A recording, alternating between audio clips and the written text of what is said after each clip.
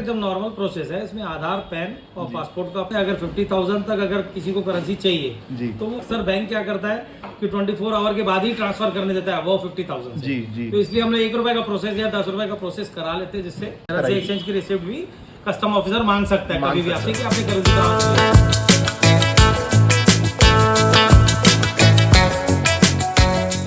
Welcome back to the new vlog. और अब ये वाला व्लॉग होने वाला है बॉस थाईलैंड ट्रिप का, क्योंकि मैंने टिकट कर ली अपनी थाईलैंड की। सबसे पहला स्टेप है, अपने को चाहिए थाई बात।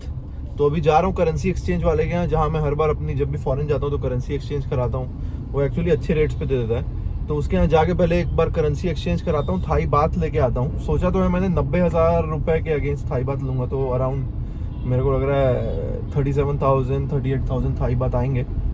तो यार कर दी अपन ने गाड़ी पार्क, और ये यहाँ कुछ हुई क्योंकि वो कॉम्प्लेक्स के सामने तो बहुत जगह ही नहीं है पार्किंग की। प्रीमियम वाइन शॉप भाई साहब, सबसे ज़्यादा तो भीड़ यहीं दिख रही है मेरे को वाइन शॉप में। अरे शॉप तो सेकंड फ्लोर में, नीचे वाले फ्लोर पे। नीचे वाले फ्लोर चलते हैं, वो जो दिख रही है वो खुली हुई वही है। तो यार आगे मैं एक्सचेंज कराने, पीछे ही है एक्सचेंज की शॉप, तो थोड़ा देर वेट करने बोले तो मैं बाहर आके वेट कर रहा हूँ। बाकी नीचे तो देखो भाई साहब, जो भीड़ है ना दारू की दुकान में, ये जो भीड़ है ना भाई साहब नीचे दारू की दुकान में, एकदम नेक्स्ट लेवल, भर भर के लोग ले जा रहे हैं। The next day. तो यार एक्सचेंज करा लिए मैंने पैसे, लेकिन जहाँ कल गया था ना वहाँ नहीं हो पाए थे, क्योंकि मतलब मेरे जो सेविंग अकाउंट में उनका नंबर था ना वो सेव नहीं था, और हालांकि मेरे को रेट भी कुछ अलग ही मिल रहा था।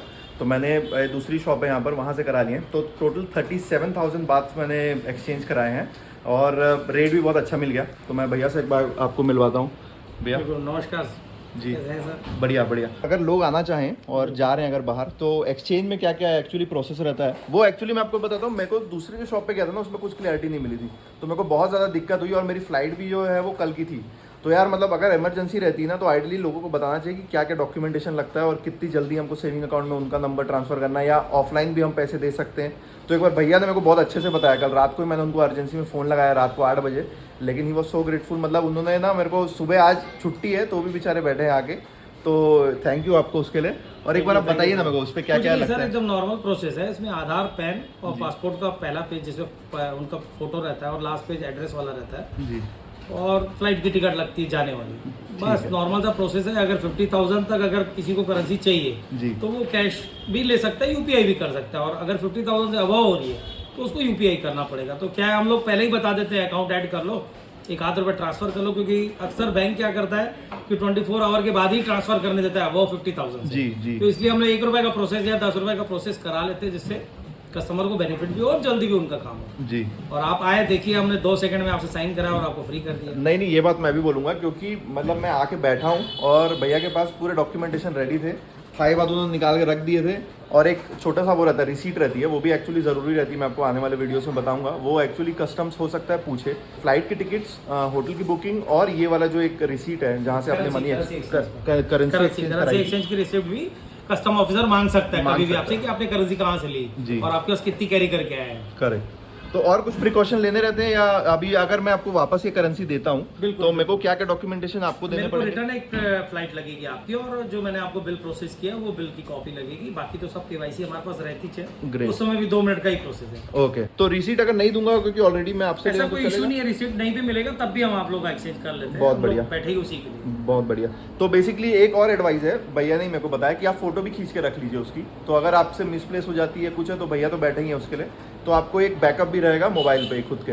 इसमें ना हमारी ऑफिस नागपुर, रायपुर और जयपुर में भी है। किस नाम से भैया वो बता यही सेम नाम है हमारा, जादवानी फॉरेक्स प्राइवेट लिमिटेड के नाम से है। इसमें मेरा कुछ भी इन्वॉल्वमेंट नहीं है, वो पता है हमको। आप अपने हिसाब से जितने भी है दुकानें, वहाँ से रेट पूछ लीजिए, भैया से रेट पूछ लीजिए, तो रेट आपको कॉम्पिटिटिव भी मिलेगा, अच्छा ही मिलेगा। तो थैंक यू सर। और निकल गया हूँ बाहर अभी, और जा रहा हूँ अपनी करेंसी लेके, बिकॉज लेट हो गया बहुत ज़्यादा, और आज छुट्टी भी थी बैंक की। तो अब जाके घर में थोड़ा ब्रेकफास्ट भी करूँ, किया नहीं मैंने, ऐसे ही आ गया था डायरेक्ट उठ के। ये खड़ी है अपनी गाड़ी, सब गाड़ी में बैठते हैं फिर चालू करते हैं यार थोड़ा।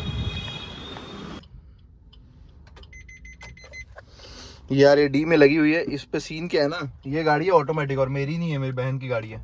तो उसकी गाड़ी आज मैं उठा के ले आया, क्योंकि क्या है ना, आज मन नहीं कर रहा था यार वो गियर वाली गाड़ी चलाने का, तो मैं बोला ऑटोमेटिक ही चलाए। स्विफ्ट की ऑटोमेटिक बहुत सही यार, मतलब ना सस्ते में मिल गई। अब ये देखो, दिक्कत ये है कि इस पे सिर्फ और सिर्फ एक्सीलेटर और ब्रेक है, बाकी तो कुछ है नहीं। तो थोड़ा अलग लगता है चलाने में, यूनिक एक्सपीरियंस है। ट्रिप बाकी इससे मैंने आज तक कोई मारी नहीं है। मैक्स टू मैक्स मेरे को लग रहा है मैं इससे 150 किलोमीटर गया हूँ ऑन स्ट्रेच। मतलब यहाँ से बिलासपुर है, बिलासपुर सिटी है, वहीं गया हूँ, बाकी तो नहीं गया कहीं भी।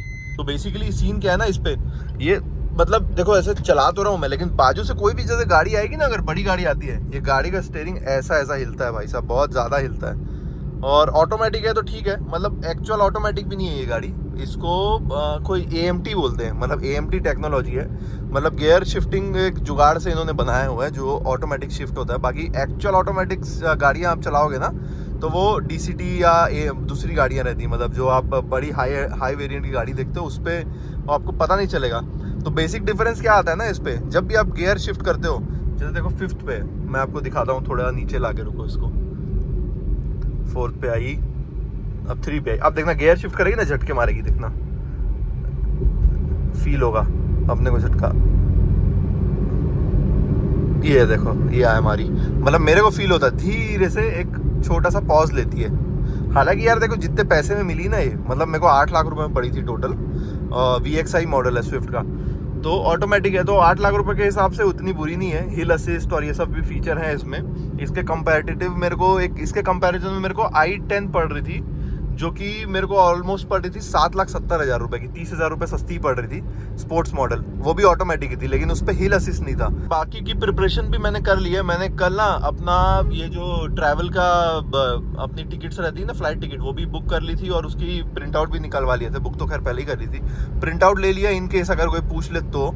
और एक अपना ट्रैवल इंश्योरेंस भी करा लिया मैंने। हालांकि ट्रैवल इंश्योरेंस अब देख रहा हूँ मैं ज़रूरी नहीं है बोल रहे हैं। और यार दाढ़ी वाड़ी इतनी बड़ी हुई है ना, अभी इसको जाके थोड़ा ट्रिम व्रिम करेंगे। मेन कंसर्न था मेरा थाई बात का, जो कि मिल गया है यार। कल तक जब तक एक्सचेंज नहीं हुआ था ना, मेरी तो भाई साहब सच बताऊं ना फटी पड़ी थी कि साला एक्सचेंज नहीं हुआ, आने वाले एक दिन छुट्टी है और अगले दिन फ्लाइट है, तो हड़बड़ मत हो जाए, क्योंकि मेरी रात को है फ्लाइट, रात को मतलब 8:50 की फ्लाइट है। तो दिन तो था मेरे पास, मतलब कल का दिन है कि मैं चाहता तो सुबह जाके ले लेता, लेकिन कौन जाए यार, मतलब आप समझ रहे हो ना, इतना हैसल कौन ले, लास्ट डे में ऐसा हड़बड़ करना बड़ा दिक्कत वाला काम हो जाता है। तो जो डिनोमिनेशन मैंने लिया है थाई बात का, वो 1,000 का ही नोट है। वो यूजुअली चिल्लर ऐसा देते नहीं कि 500 थाई बात या 100 थाई बात नहीं देते, 1,000 के दे देते हैं। काउंटिंग में भी कन्वीनियंस है, और चिल्लर वहाँ जाके ले ही लूंगा मैं। सिम विम तो लेना ही है, वैसे भी वो वीडियो में आने वाले देखोगे आप, सिम लेना है, फिर टैक्सी लेनी है, वो सब का तो खर्चे हैं ही अलग। तो अब मिलते हैं किसी नेक्स्ट व्लॉग में, till then take care, bye bye. 17, 18, 19, 20। अच्छा, कोरोना के बाद आप पहली बार जा रहे हो? हाँ, सभी आ रहे हैं। क्या क्या पूछता है बैंकॉक में, कुछ पूछता है क्या? हाँ, कहाँ जा रहे हो, क्यों आ रहे हो यहाँ, बस किस लिए आए हो, कितने बार आए हो, हाँ यहाँ क्या अच्छा लगा, ऐसे पूछते हैं कॉमन क्वेश्चन। हाँ, बगल तो घूमने आए हैं, बस हो गया। गाड़ी तो वेरी गुड सिटी और enjoying, everything is here available. मतलब बहुत ज़्यादा इजी था यार इमिग्रेशन प्रोसेस तो यहाँ का। अभी अपन लेते हैं सिम जाके देखते हैं यार कौन सा है। ये जो काउंटर लगे हुए हैं ना, एक ये वाला है और कंपनी तो सेम है, एक ये वाला है, international calling on this plan. यही वाला ले लेता हूँ प्लान, बिकॉज ना 3 मिनट में चालू हो जाएगा, ऐसा दीदी बता रही है।